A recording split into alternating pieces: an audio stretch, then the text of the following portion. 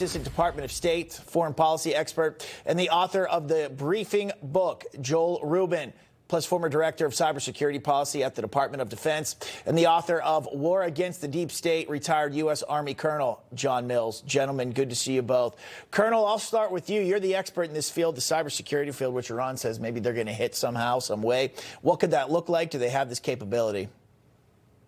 Well, thank you, Bob. Absolutely. A lot of people don't realize Iran is a massive part of the worldwide cyber assault on America, and for several years has been part of the major muscle movements of China.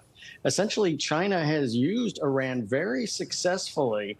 And so the concern is there is a lot of information that has been exfiltrated out of in the 2024 campaign out of President Trump. So very likely they're going to release that as part of their essentially their hate and discontent campaign, but also watch our critical infrastructure. And again, Iran has a lot of cyber muscle and is usually doing it at the direction of China. Joel, an Iran-linked hacking group that previously breached President Trump's 2024 campaign is now threatening to release a new batch of stolen emails. Now, the group claims to have 100 gigs of material tied to Susie Wiles, Roger Stone, Stormy Daniels, attorney Lindsay Halligan, and other Trump associates and administration officials. What do you make of this?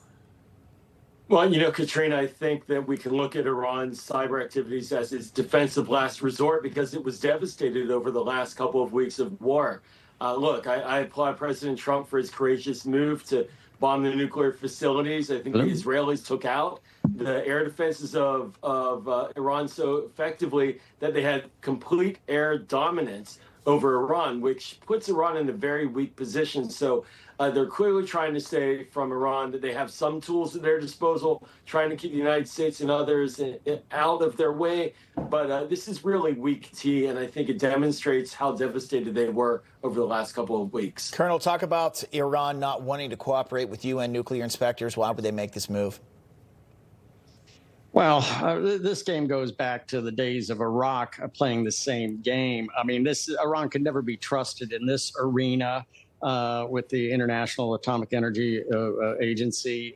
So they're doing the same game. They're using this pause. Yes, they were the 3 sites were taken out, but there's other activity, and they're using this pause after the strike to really deal a harsh reprisal against many inside of Iran who are accused of enabling the strike. So that's also a tragedy of what's going on right now.